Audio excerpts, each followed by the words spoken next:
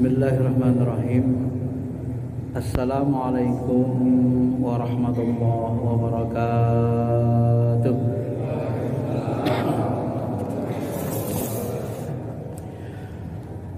Alhamdulillahi rabbil alamin, wal aqibatu lil muttaqin, wala udwana illa 'alal zalimin. Allahumma shalli ala sayyidina habibina syafi'ina wa maulana Muhammadin wa ala alihi wa sahbihi ajma'in. Amma ba'd. Bapak Ibu yang dirahmati Allah, yang lalu kita sudah membahas tentang rukun wudu. Rukun wudu itu ada 6, bukan 2 ya. Dalam Al-Quran ada 4, ditambah dengan hadis, niat dan tertib menjadi 6. Niat itu dilakukan di awal pekerjaan, paling bagus saat kita membasuh tangan, kemudian membasuh wajah ya. Kemudian yang ketiga membasuh tangan sampai siku. Hati-hati di siku, banyak orang yang berwudu sikunya tidak kena, karena di situ nanti akan kita merasakan ada seperti godaan atau rasa bisikan-bisikan setan bahwa siku itu tidak kena atau siku itu kita merasa ada gangguan. Itulah yang disebut Nabi dengan setan di dalam wudu, dia juga mengganggu. Kemudian membasuh sebahagian kepala, dan yang ke-5 membasuh kaki sampai mata kaki. Boleh dilebihkan, dianjurkan lebih bagus dilebihkan dikit. Semakin banyak yang terkena wudu, sebenarnya nanti semua anggota wudu itu akan bercahaya di hari akhirat nanti. Dan yang ke-6 terakhir adalah tertib. Tertib ini didasarkan kepada hadis ya, ibda'u ma bada'allahu bih. Ya, tertiblah, dahulukanlah segala sesuatu yang didahulukan Allah. Karena Allah mendahulukan wajah, kemudian tangan, penyebutannya sampai kepada kepala dan kaki, maka kita pun mengikuti, mendahulukan apa yang disebut Allah didahulukan ya. Baik, untuk menyempurnakan wudu, setelah kita belajar tentang rukun wudu, fardu-fardu wudu, maka menyempurnakannya ada yang disebut dengan sunnatul wudu ya. Sunnah wudu. Wudu ini ada beberapa yang disunnahkan. Wa sunanuhu ayyudu as-siwak aradan. Yang pertama kata beliau ya, sunnah wudu ini antara lain pertama memakai siwak dari arah lebarnya. Sebenarnya kita sudah sering bersiwak kan. Dari lebarnya itu gini Pak, nggak boleh gini, kurang bagus, makruh. Kenapa dari atas ke bawah dianggap makruh oleh ulama? Karena bisa membuat gusi kita berdarah ya. Hal ini didasarkan kepada hadis Nabi, laula an asyqa ala ummati ila amartum bisiwak inda kulli wudu. Sekiranya tidak memberatkan umatku, maka kuperintahkan setiap kali berwudu mereka bersiwak. Sebenarnya ingin diwajibkan Nabi. Lapas hadis ini ada 2, tapi takut memberatkan sehingga disunnahkan saja. Ai amro ijabin, kata beliau. Maksudnya sebenarnya Nabi ingin mewajibkannya, tetapi takut memberatkan ya.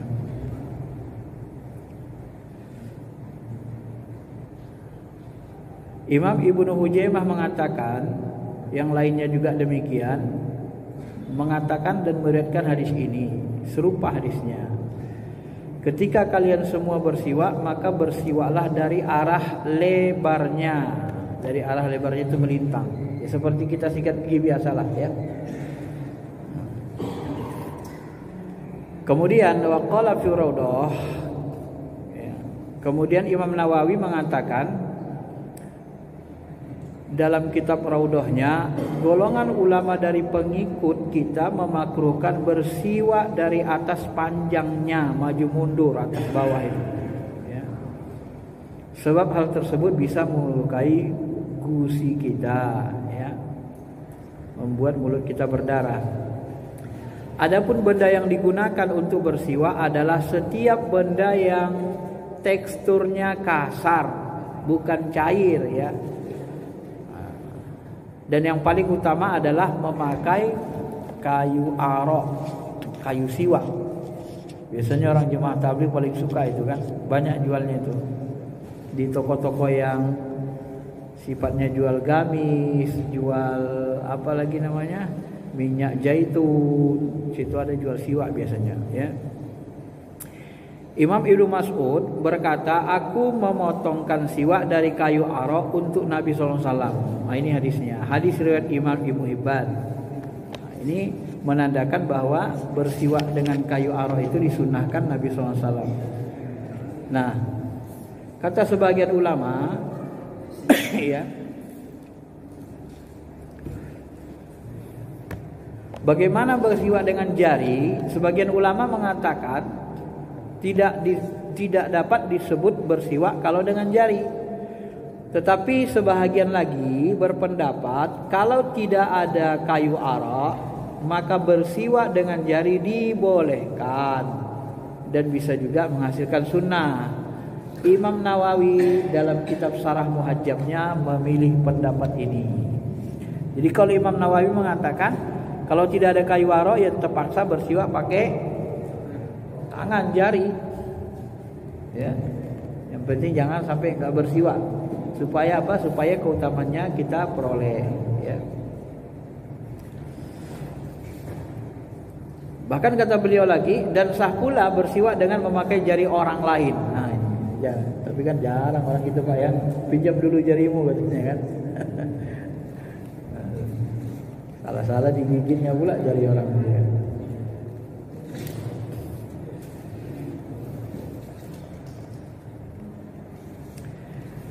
Yang paling utama media yang digunakan untuk siwak adalah kayu arok. Meskipun begitu, kesunahan bersiwak sudah bisa diperoleh dengan sesama benda yang kasat, ya, benda yang kasar seperti siwak kayu arok itu, seperti menggunakan seluruh benda-benda yang sifatnya keras, zat padat yang tidak membahayakan tetapi harus suci. Nah, ini menurut Imam Al-Ramli. Berbeda halnya dengan pendapat Ibnu Hajar. Serta bisa menghilangkan sesuatu yang menumpuk di gigi, ya. Untuk cairan pembersih gigi dan mulut meskipun mampu bisa digunakan untuk membersihkan gigi, tapi tidak disebut dengan siwak. Jadi odol gigi itu tidak termasuk siwak, Pak. Nah, yang termasuk siwak kayu itu atau sikat giginya itu, ya. Jadi lebih bagus Bapak pakai sikat gigi nggak pakai odol daripada pakai odol nggak pakai sikat gigi. Gitu kan, lebih utama. Karena odolnya itu tidak dianggap siwak sama ulama. Rinci dia kan. Bahkan kalau mau sholat pun disunahkan bersiwak. Sebagaimana dalam hadis Sahihon Bukhari Muslim, dalam hadis lain lapasnya disebut laula ana syuqqa ala ummati la amartum bisiwak inda kulli shalah. Ya. Seandainya tidak memberatkan umatku, niscaya kusuruh mereka, kuperintahkan, kuwajibkan bersiwak setiap melaksanakan sholat, ya. Kalau orang-orang tua kita dulu suka kali itu kan bawa itu kan kayu arok itu di dirinya, kalau mau sholat, kalau lupa dia digosoknya. Kalau sekarang udah jarang kelihatan Pak ya, rata-rata orang mau sholat jarang ada yang pakai siwak, ya. Yang paling parah itu kalau subuh kan nggak bersiwak, langsung sholat ke masjid, nggak pakai gosok gigi, nah, ya namanya bangun tidur ya, Seorang sebelah itu terganggu. Kenapa kita disuruh siwak? Karena bau mulut itu tidak disukai malaikat dan bisa mengganggu orang kiri kanan jemaah. Ya. Makanya diperintahkan siwak.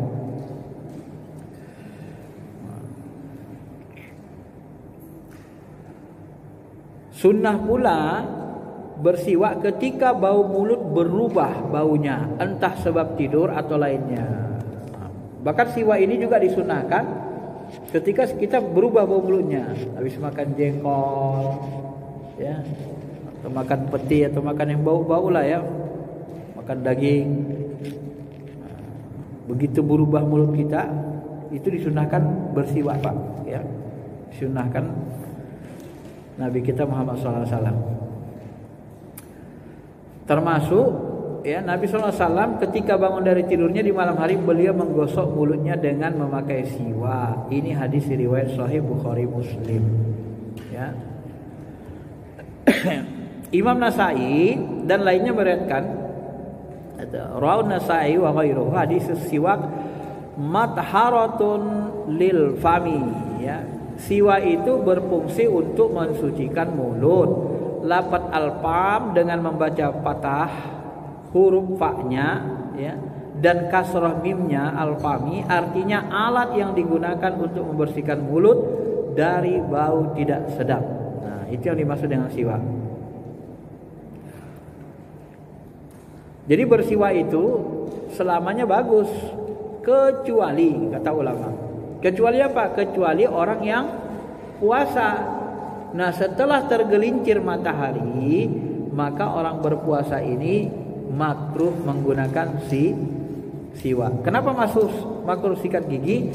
Karena Nabi mengatakan dalam sebuah hadis, ya, wal khulufu, dalam sebuah hadis dikatakan Nabi SAW, la khulufu famis shaim atyabu indallahi min rihil misk.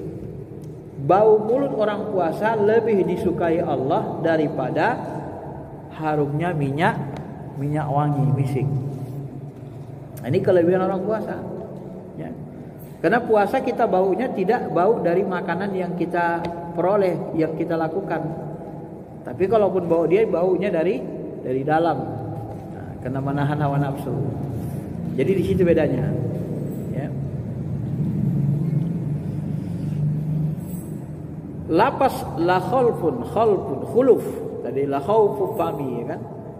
Yang dibaca doma ini kata beliau artinya adalah perubahan dan yang dikehendaki adalah perubahan mulut setelah tergelincirnya matahari.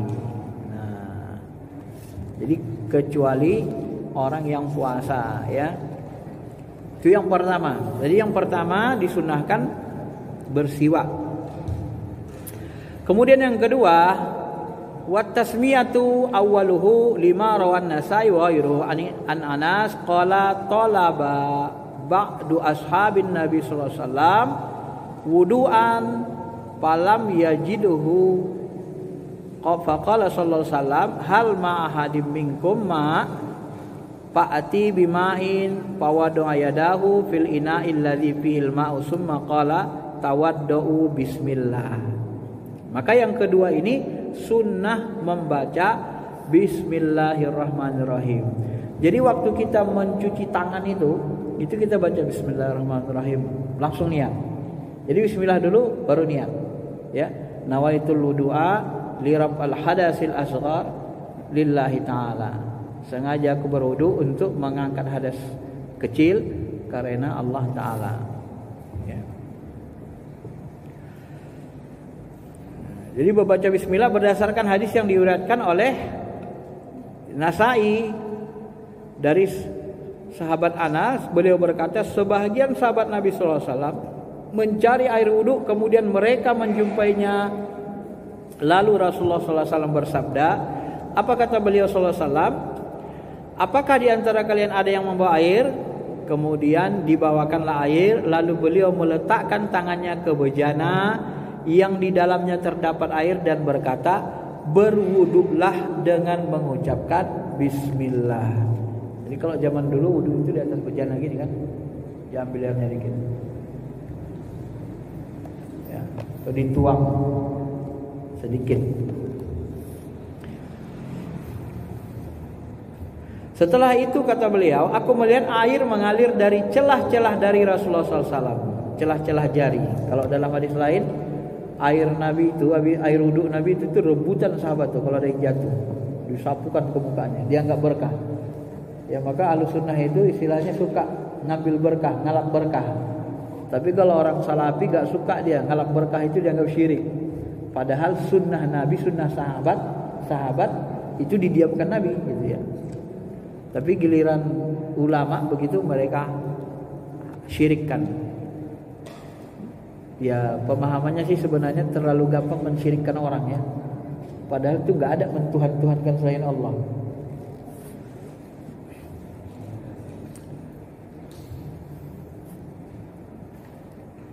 Hingga mereka semuanya berduduk sampai orang yang terakhir, dan jumlah mereka 70 orang kata beliau ya.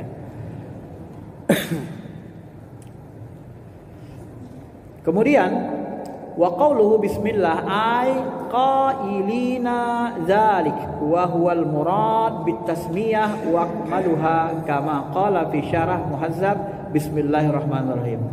Yang dimaksud bismillah di situ maksudnya membaca dengan sempurna bismillahirrahmanirrahim ya. Kalau hadis itu lapasnya bismillah aja. Cuma ulama mengatakan maksudnya itu adalah membaca bismillah secara sempurna. Wa dzakara bi anna hadis Abi Daud wa ghairihi kullu amrin zibalin la yubda'u bihi bilhamdulillah bahwa aqta.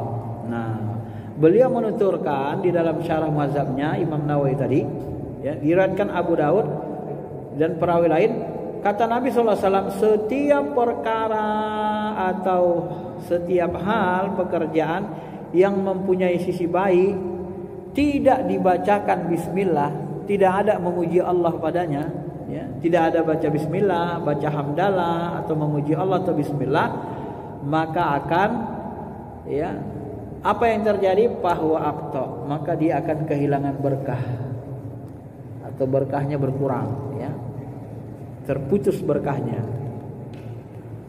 Maka segala perbuatan baik itu selalu dimulai Nabi dengan bismillah, termasuk wudu ini, apalagi wudu kan. Fa in taraka amadan au sahwan fa fi asnahi. Nah, kalau orang itu lupa ya, tidak baca bismillah dengan sengaja atau sahwan atau dia lupa, sengajanya enggak mau dia baca bismillah atau lupa dia. Jadi gimana? Baru tahu dia, maka bacalah bismillah di tengah pelaksanaan wudu. Boleh dibaca tengah-tengah, Pak. Tapi lapasnya beda, sama dengan lapas makan itu. Bismillahi awwaluhu wa akhiruhu ya. Bismillahi awwaluhu wa akhiruhu ya. Jelaskan ulama. Wa qala fihi idza atabiha bi asna yustahabbu ayyaqula.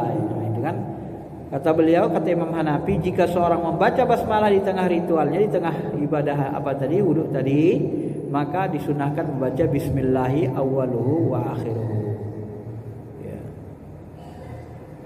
Adapun waktu membasuh telapak tangan dengan membaca bismillah itu dilakukan ya sebelum membasuh, adapun bersiwak dilakukan sebelum membasuh telapak tangan.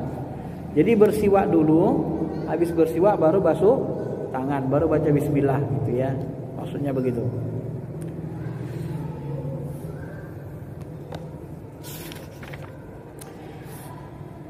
Wal muradu bi awwalihi ghuslul kaffaini. Yang dikehendaki dari awal wudu adalah ketika membasuh kedua telapak tangan, dan disunnahkan bagi seseorang untuk niat melakukan wudu di permulaan wudunya. Ini diingatkannya kita kembali ya. Jadi wudu itu waktu basuh tangan. Hal ini dilakukan supaya dia mendapatkan pahala dan sunnah-sunnah wudu yang mendahului terhadap pembasuhan wajah. Maka dari itu hendaklah dia melaksanakan niat dan membaca basmalah ketika membasuh kedua telapak tangan. Jadi pas kita membasuh gitu Pak, Bu, nah, disitulah kita baca bismillahirrahmanirrahim, baru kita langsung berniat ya. Nawaitul wudhu li raf'il hadasi lillahi ta'ala. Jadi dapat semua dia. dapat rukunnya, dapat sunnah-sunnah wudunya. Sempurna dia. Itu yang kedua, ya. Kemudian yang ketiga apa? Setelah baca bismillah, yang ketiga sunnah wudu adalah wa ghuslu kaffaihi fa haditsus syaikhaini an Abdullah bin Zaid annahu wasafal wudu Rasulullah SAW. Sunnah wudu yang ketiga kata beliau adalah membasuh kedua telapak tangan berdasarkan hadisnya Imam Bukhari dan Muslim. Hadis ini diriwayatkan oleh Abdullah bin Zaid yang berbunyi, sesungguhnya Abdullah bin Zaid telah mengetahui secara detail wudu yang dilakukan Nabi SAW. Kemudian beliau mengambil air, lalu beliau tuangkan keduanya, ya, beliau tuangkan air itu ke kedua telapak tangan Nabi SAW. Kemudian Nabi membasuhnya sebanyak 3 kali. Ya, makanya nanti 3 kali itu termasuk sunnah berdasarkan hadis Sahih Muslim. Bukhari tidak meriwayatkannya, tapi hadis Sahih Muslim meriwayatkan. Nanti akan disebutkan dalam poin yang berikutnya, ya.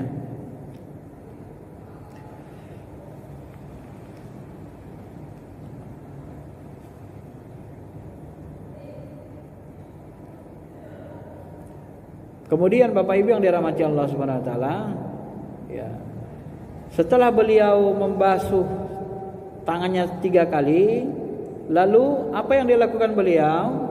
Beliau berkumur-kumur dan melakukan istinshaq. Kalau bahasa Arabnya ini istanshaq. Istanshaq itu memasukkan air ke hidung, ya, lalu dikeluarkannya. Jangan ditelan, Pak, nanti masuk ke hidung parah kan, batuk kita kan. Masukin ke hidung lalu dikeluarin, ya. Itu juga dilakukan Nabi SAW 3 kali, ya. Nah, bagaimana kalau tangan kita itu tidak suci? Bagaimana caranya? Apakah kita masukkan ke bejana tempat wudu? Nah, ini dijelaskan ulama. Jika seseorang tidak yakin sucinya kedua telapak tangannya dengan gambaran dia ragu hal tersebut, maka dimakruhkan membasuh kedua tangannya di dalam wadah air sebelum dia mencucinya. Karena wadah air itu mau dipakai sekali wudu, Pak. Ya kan? Nah, jadi kalau Bapak ragu, maaf-maafnya di sini disebut tidur kita. Kalau kita tidur itu kan kata Nabi kan enggak jelas di mana letak tangan kita. Bisa ke hidung, bisa ke bawah, ngaco, ya kan? Bekas buang air besar pun nanti dikorek-korek, wallahualam, nauzubillah, enggak ngerti kita. Pokoknya kalau tidur itu enggak ngerti. Maka kalau ragu kita, tangan kita ragu, bangun tidur, gawat ini. Nah, cuci dulu, jangan dimasukkan ke air wudu yang di berjana itu gitu. Kalau kita kan lebih enak sekarang kan, udah mengalir airnya, lebih gampang. Zaman Nabi kan air dikit, Pak. Jadi mereka wudu itu terbatas dikit. Apalagi Nabi SAW sangat hemat sekali berwudu. Tapi dapat semua. Ya. Hal ini didasarkan kepada sebuah hadis. Kata Nabi SAW, ketika salah seorang di antara kalian bangun tidur, maka jangan kalian semuanya membasuh kedua tangan dengan cara dicelupkan ke dalam wadah yang berisi air wudu. Sampai kalian semua membasuhnya sebanyak 3 kali di luar wadah ini. Kenapa? Karena kalian tidak tahu kapan tangan kalian berada di saat kalian tidur. Nah, bisa jadi berada di tempat-tempat yang kotor, ya. Namanya tidur nggak sadar.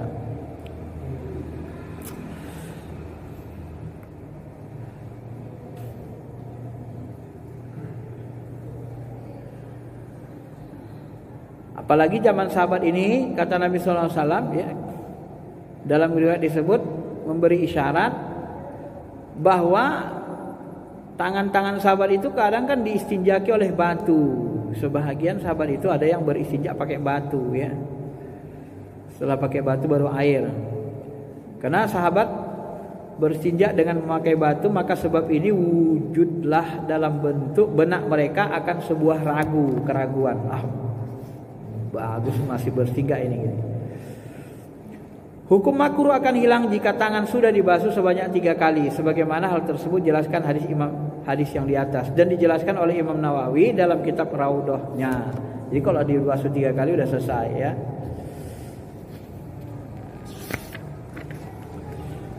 Oke, kita lanjutkan.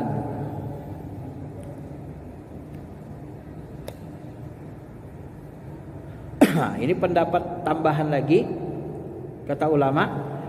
Walaupun demikian, tetap dianjurkan untuk tetap membasuh kedua telapak tangan di luar wadah supaya air tidak menjadi mustakmal. Nah, ini pula. Walaupun bersih, sebagian ulama juga mengatakan ya tetap lebih afdal supaya jangan nanti dipakai untuk muka lagi ya itu kan, enggak 2 kali pakai, enggak air bekas. Kemudian yang keempat dan kelima, yang sunnah itu adalah berkumur-kumur dan menghirup air dengan hidung. Nah, ini yang disebut tadi ya, istinshaq. Ya, istinshaq. Bisa nyebutnya ya, istinshaq. Istinshaq. Istinshaq itu yang kita sebut tadi, memasukkan air ke hidung, dihirup lalu keluarkan. Zaman corona ini lebih bagus lagi kan, karena corona itu virusnya kalau nggak di hidung di mulut kan, tenggorokan. Jadi semakin banyak kita melakukan sunnah Nabi zaman corona ini, semakin jauh dari, insya Allah semakin jauh dari kena virus corona. Dalilnya apa? Nabi SAW diterangkan dalam sebuah hadis oleh Abdullah bin Zaid, hadis yang tadi yang di atas. Itu termasuk dalilnya. Kedua hal tersebut bisa hasil kesunahannya dengan menyampaikan air ke dalam mulut dan hidung. Qaul azhar, qaul yang paling kuat, berpendapat bahwa menyendirikan kedua hal itu dianggap lebih utama. Jadi ada sedikit perbedaan Bapak Ibu. Jadi bisa sekali dua, ya. Kumur-kumur, airnya itu juga kumur sedikit, airnya itu ambil lagi. Ya, untuk istinshaq, ya, nyuci hidung, air itu juga cuman bagi dua. Kata ulama boleh begitu, kadang-kadang Nabi begitu. Tapi kata sebagian ulama lebih sering Nabi memisahkannya, untuk hidung sendiri, untuk kumur-kumur sendiri airnya.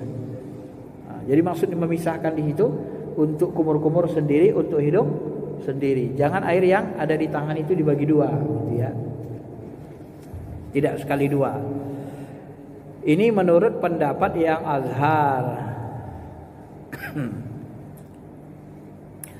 Begitu juga kalau asoh yang berpijak mengatakan ya pendapat lebih utama dipisah. Nah, ini dipisah dia, menyatakan bahwa seorang hendaknya berkumur dengan 3 kali ambilan air, disusul kemudian ya dengan mencuci hidungnya 3 kali. Nah, ini juga termasuk qaul as-shahah. Dalam melakukan kedua ini hendaknya dengan berlebih-lebihan bagi selain orang yang sedang melakukan puasa. Boleh agak banyak maksudnya gitu Pak ya. Sempurnakanlah wudu, basuhlah sela-sela jarimu dan berintinsyaq lebih dalam kecuali kamu sedang puasa. Ya, boleh insyaq itu lebih dalam, agak masuk. Pokoknya jangan sampai ketelan hidung lah ya. Lebih dalam lebih bagus, karena kita kan setiap hari bernapas setiap saat Pak. Jadi kotoran H2O itu kan nempel di bulu hidung kita. Jadi setiap 5 waktu itu dibersihin gitu. Ya. Kalau AC aja kan, ya kalau sering dipakai sebulan 2 bulan harus dibersih filternya kan Pak. Iya kan? Nah, kalau enggak kan bau. Karena dia udah banyak debunya. Nah hidung kita ini filternya ya itu. Bulu hidung kita itu filternya. Kalau nggak dibersih gimana? Kotor dia kan. Nah, makanya dibersih dengan setiap wudu 5 kali ya. Itu sunnah Nabi kita Muhammad SAW. Dalam sebuah hadis riwayat Imam Ad-Daulabi, nah ini agak jarang kedengaran Ad-Daulabi ini, lebih kepada mutakhirin. Dalam kitab Jami'-nya akan hadisnya As-Sauri berpendapat keterangan hadis berupa jika kamu melakukan wudu maka hendaklah berkumur dan intinsyaq secara berlebihan jika memang kamu sedang tidak puasa. Kalau puasa nggak boleh, jadi makruh dia kan, karena masukin hidung takut masuk ke dalam. Maka kata ulama nanti ya Untuk orang yang sedang puasa melakukan dua hal ini dihukumi makruh. Imam Nawawi menjelaskan hal ini dalam kitab Syarah Muhadzabnya. Jadi kumur-kumur sama menyuci hidung itu waktu puasa dianggap makruh, ya. Sama gosok gigi kumur-kumur dimakruhkan.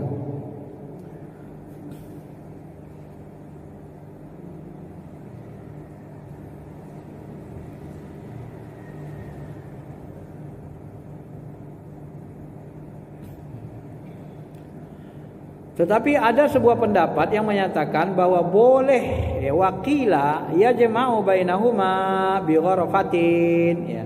Ada pendapat yang mengatakan boleh bagi seseorang untuk menggabungkan kumur-kumur dengan cuci hidung dengan satu kali ambilan air untuk berkumur. Nah, ini tadi jelasin, ya. Ini didasarkan nanti kepada, ya, hadis juga. Kadang-kadang Nabi melakukan begitu. Imam Abu Daud meriwayatkan sebuah hadis yang menjelaskan bahwa Nabi SAW memisahkan antara kumur dan berintinsyak. Jadi banyak hadis, walaupun hadis Abu Daud ini dianggap lemah, tapi sebagian hadis tadi ada yang sahih mengatakan terpisah, ya.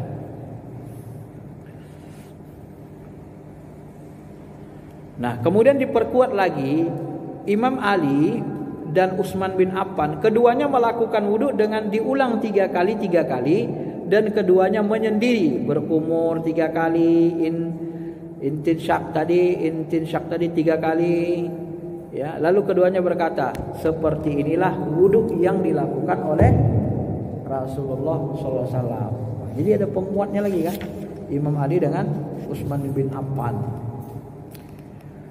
Itu yang keempat dan kelima. Kemudian yang keenam, sunnah yang selanjutnya adalah mengulangi pekerjaan itu sebanyak 3 kali.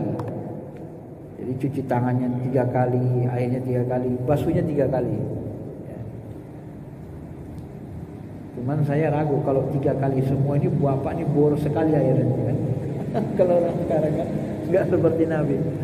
Bisa-bisa satu orang berapa liter itu habis untuk wudhu ini. Kalau Nabi dia satu ini aja wudhunya nih. Nah, satu gini cukup dia wudhu. Satu botol gini air wudhunya.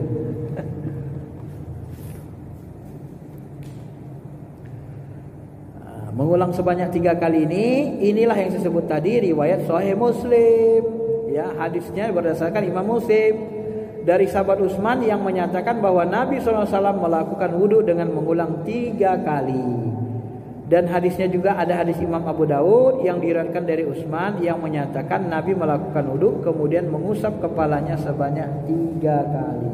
Jadi banyak hadisnya, ya. Imam Nawawi dalam Syarah Muhadzab wa qala fi Syarah Muhadzab ka Ibnu Shalah isnaduhu hasan. Ya, Imam Nawawi dalam Syarah Muhadzab sebagaimana pendapat dari Ibnu Shalah berkata bahwa sanad hadis tersebut hasan, sanad hadis Abu Daud tadi, ya. Imam Bukhari meriwayatkan bahwa sesungguhnya Nabi pernah melakukan wudhu dengan 1 kali basuhan dan juga pernah berwudhu dengan diulangi 2 kali dalam basuhannya. Jadi dalam hadis Sahih Bukhari pun Pak, Nabi pernah melakukan 1 kali saja, kadang 2 kali. Nah, itu mungkin melihat kondisi lah itu, ya, air, waktu dan sebagainya.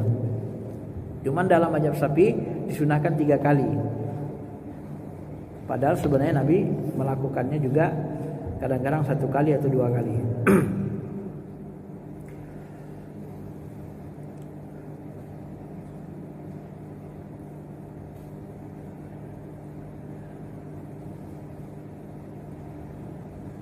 Qaul mu'tamad, ini pula ada yang mengatakan ini, ulama Syafi'i mengatakan qaul mu'tamad tidak menganggap sunnah mengulang sebanyak 3 kali dalam niat dan membaca basmalah. Dalam niatnya tidak 3 kali, ya, dalam membaca basmalah.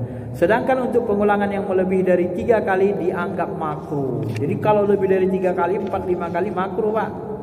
Jadi berlebihan dia kan. Kemudian yang ketujuh, disunnahkan wudu wa masahu kulla ra'sihi lima taqaddama fi hadisin Abdillah bin Zaid as-Sabiq. disunahkan wudu untuk mengusap keseluruhan kepala berdasar hadis Abdullah bin Zaid tadi. Jadi sunnahnya gini Pak, Bu. Di membasuh kepala kan wajib. Tapi kalau seluruh sebahagian kepala membasuh ba'da ra'si sebahagian kepala ini wajib, rukun kan? Tapi kalau membasuh seluruhnya sunnah. Cara basuhnya gini. Dua jari ini ditemukan di atas. Nah, tangan kita gini, dua jari ditemukan di atas gini. Nah, baru diginikan rambutnya. Nah, balik lagi. Nah, itu sunnah. Ya, membasuh seluruh bagian kepala. Jadi kalau membasuh seluruh bagian kepala sunnah. Membasuh sebahagian kepala itu wajib ya. Kalau dibanyakkan diseluruhkan menjadi sunnah. Artinya lebih afdal. Ya, minimalnya wajib. Kalau kita basuh seluruhnya sebenarnya lebih bagus.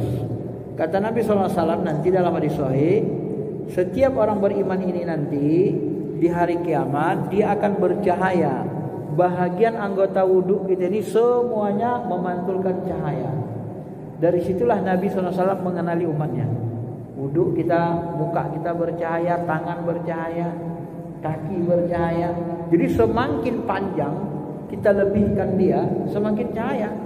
Maka kalau kaki itu lebih dari mata kaki lebih bagus sampai betis, nggak apa-apa. Kalau mau dilebihkan dalam wudhu ya. Kata ulama begitu, ulama Syafi'iyah.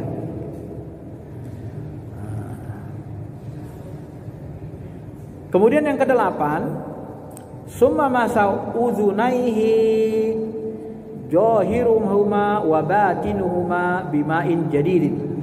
Kemudian sunnah selanjutnya adalah mengusap kedua telinga baik anggota luar dalamnya dengan menggunakan air yang belum digunakan, air yang baru. Membasuh telinga. Jadi membasuh telinga ini termasuk hal yang sunnah. Ya dipegang ininya, Pak. Baik daun telinga luar maupun telinga dalam dibasuh. Dan disunahkan dengan air yang baru, bukan air yang sudah digunakan. Ya. Ini berdasarkan riwayat Al-Baihaqi dan Imam Hakim mensahihkan hadis ini, ya. Dari Abdullah bin Zaid, beliau berkata, saya melihat Nabi SAW melakukan wudhu yang mana beliau mengambil air guna mengusap kedua telinganya, bukan memakai air yang diambil untuk mengusap kepalanya. Lalu beliau mengusap lubang telinga dengan air baru sebanyak 3 kali. Inilah dalilnya. Ya. Bagian telinga yang bersandingan dengan kepala, sedang bagian dalam adalah bagian telinga yang bersandingan dengan wajah. Ini bagian luar telinga itu bagian yang bersandingan dengan kepala kita. Bagian luar ini.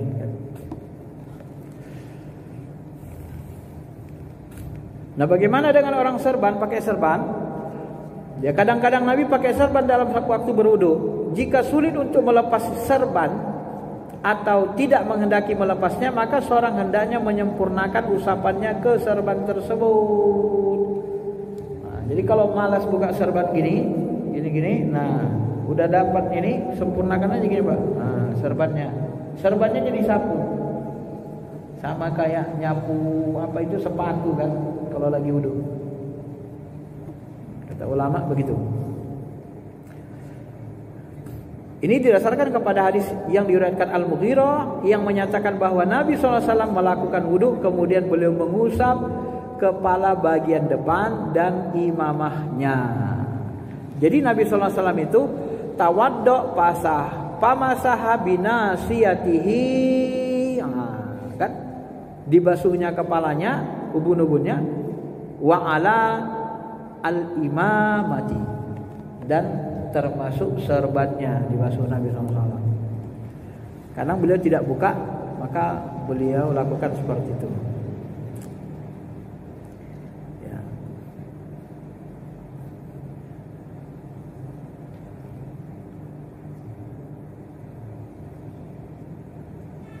Kemudian lagi sunnah yang ke-10 adalah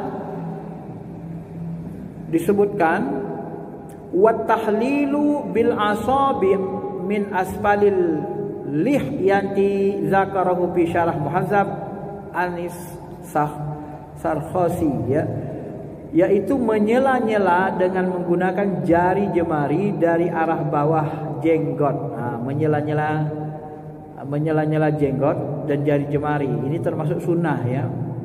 Imam Abu Daud meriwayatkan dari sahabat Anas menyatakan bahwa Nabi ketika melakukan wudu beliau mengambil air seukuran 1 telapak tangan, kemudian memasukkannya ke bagian bawah tenggorokannya. Lalu dengan air itu beliau menyela-nyela jenggotnya. Jadi nyela jenggot dari bawah gitu. Yang punya jenggot lah, ya.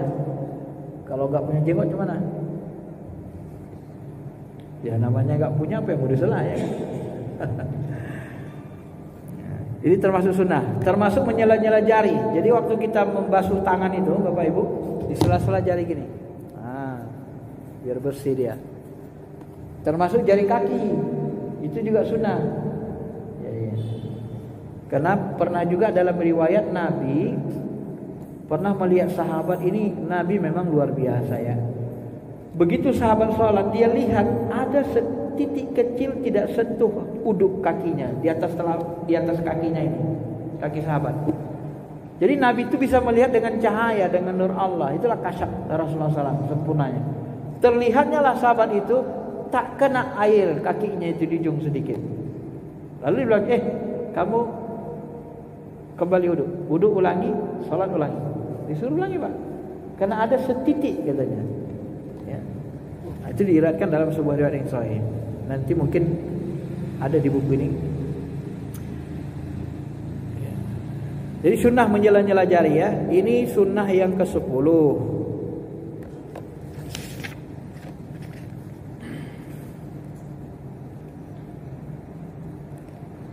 Ibnu Abbas, ya, meriwayatkan dari Nabi SAW, ketika kamu melakukan wudu maka hendaklah sela-selailah jari jemari tangan dan kakimu dengan memakai air. Ini riwayat Tirmizi, ya. Tirmizi mengklaim baiknya hadis tersebut, artinya hadis tersebut dianggap oleh Imam Ar-Rafi hadis yang diriwayatkan sahabat Ibnu Abbas ini juga termasuk hadis yang sahih, disebutkan Tirmizi.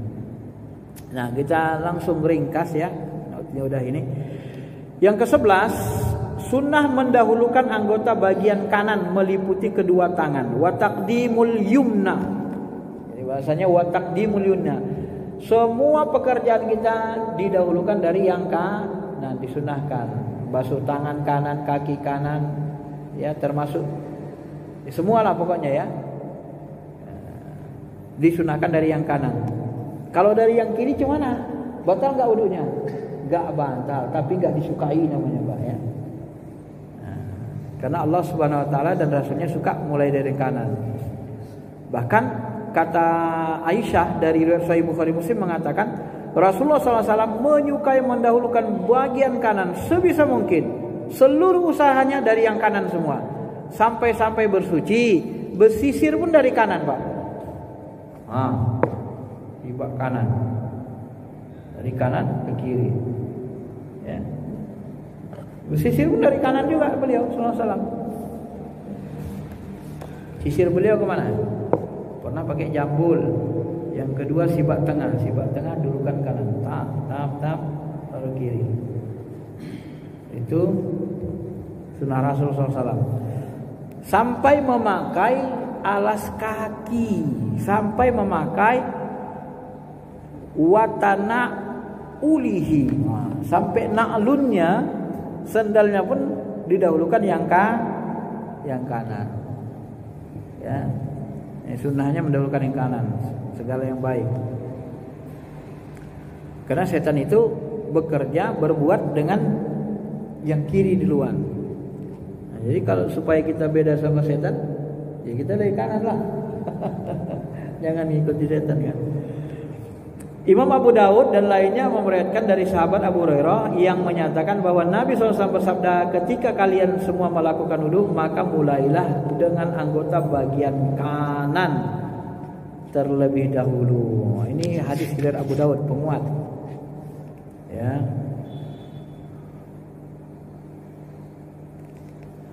Adapun dua telapak tangan, dua pipi dan dua telinga, maka hal tersebut 1 kali basuhan. Enggak pala didului dari kanan ya. Ya. Namanya basuh telapak tangan kan. Ya enggak usah kanan-kanan gini dulu baru kiri, gini aja langsung. Rentak ya. Nah, itu gampanglah dipahami. Nah, ini yang saya sebut tadi. Dalam sebuah hadis dikatakan Nabi SAW begini. Ya. Inna ummati yud'auna yaumal qiyamah ghurram muhajjalina min asaril wudu faman istata'a minkum ayyutila ya ghurratahu falyaf'al. Nah, inilah yang saya sebut tadi. Sesungguhnya umatku kelak di hari kiamat akan diundang dengan bekas wajah, tangan dan kaki yang bersinar bercahaya sebab dari dampak air wudunya. Oleh karenanya, siapa di antara kalian mau memanjangkannya atau melebihkan basuhan wudunya, maka hendaklah dia melakukannya. Jadi dilebihkan basuhan itu dari yang wajib lebih bagus, lebih utama Pak. Karena semua yang dilebihkan itu nanti dalam wudu dia akan bercahaya jari akran. Dalam hadis Imam Muslim bahkan dikatakan antum ghurral muhajjaluna yaumal qiyamati min isba'il wudu. Nah, ini juga penguat hadis Sahih Muslim ini. Ya, orang-orang kelak di hari kiamat akan memancarkan bias cahaya dari wajah, tangan, kaki sebab wudu yang mereka lakukan secara sempurna. Oleh karenanya, siapa kalian yang mampu melakukannya hendaklah lebihkanlah basuhan wajah, tangan dan kaki kalian. Batas maksimal dalam melebihkan basuhan tangan adalah sampai kedua lengan atas. Ya, sedangkan kaki sampai kedua betis, ya. Jadi kalau mau dilebihkan sampai betis. Saya dulu waktu anak-anak saya kira mata kaki itu lutut, Pak. Asal duduk buka sampai celana kelihatan lutut, Bro. Karena enggak dia jadi gurunya. Waktu Cibdaiyah gitu, Pak. Kita kira mata kaki itu lutut. Ya, betul. Saya masih teringat itu dulu. Jadi asal wudhu sampai lutut. Sampai ada yang negur, ya sampai mata kakinya. Ya ini kan mata kaki, dia bilang, rupanya lutut. Mata kaki sama lutut kan beda. Nah, jadi kalau kaki sampai betis saja, kalau tangan sampai, kalau mau dilebihkan sampai mana? Lengan atas. Lengan atas itu mana? Sampai sini ya? Sampai sini. Nah, itulah ya dilebihkan kalau mau dilebihkan. Ya. Jangan sampai basah semua, sampai ketiak-ketiaknya juga basah.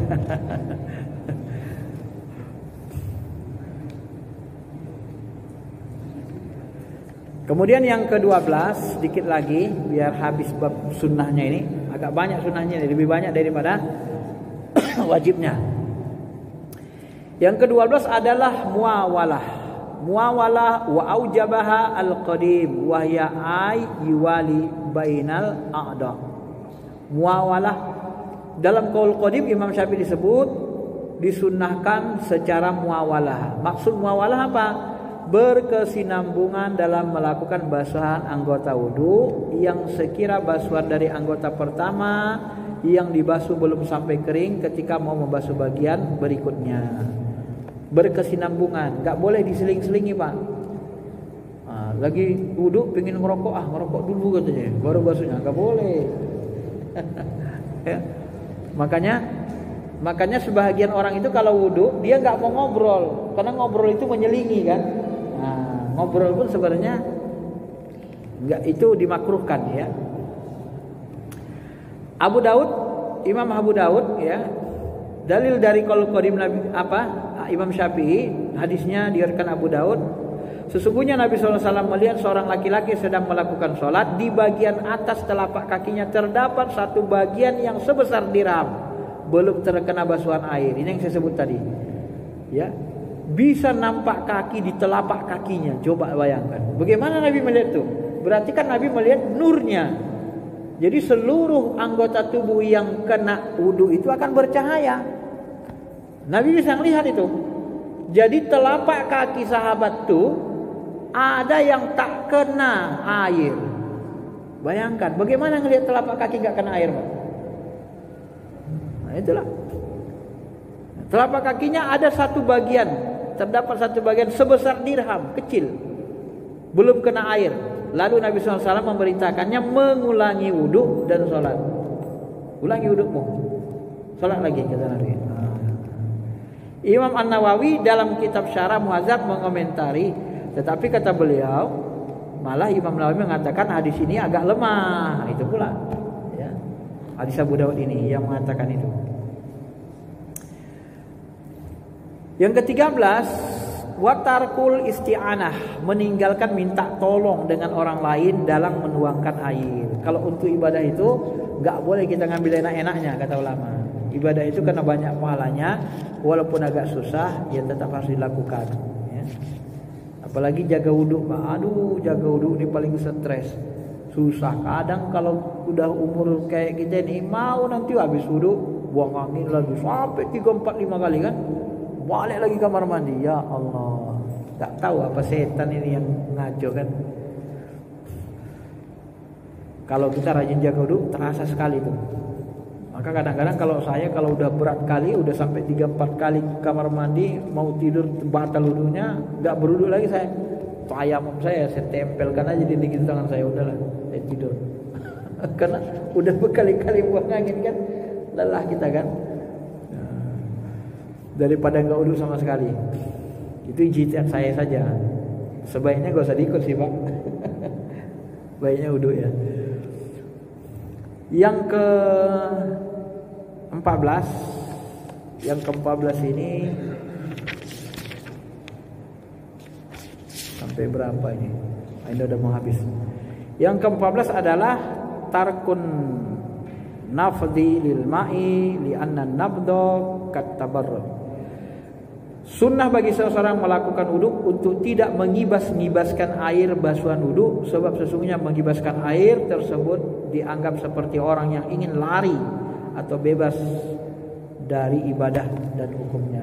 Jadi habis wudhu, usah kibas-kibaskan gini, Pak. Kan masih ada airnya, kibaskan. Ada yang disapunya, dikeringkannya pakai kain, nggak usah. Itu sunnah, biarkan saja gitu ya. Air wudhu itu. Kemudian yang ke-14, membaca doa. Ini selalu kita baca doa kan. Allahumma ja'alni minat tawwabin wa ja'alni minal mutatahhirin wa ja'alni min ibadikas shalihin. Ada lagi ayatnya di sini, hadisnya lagi. Doa lain, subhanaka Allahumma wa bihamdika asyhadu an la ilaha illa anta astaghfiruka wa atubu ilaik. Ini yang jarang dilakukan pengikut Syafi'iyah ya. Tapi ini doanya doa wudu juga, Pak. Subhanaka Allahumma wa bihamdika asyhadu an la ilaha illa anta astaghfiruka wa atubu ilaik. Ini juga didasarkan kepada hadis sahih Muslim ya, membaca doa tersebut. Sebenarnya ada doa-doa ketika membasuh tangan ada doanya, ketika membasuh muka ada doanya, tetapi doa ini tidak dari Nabi.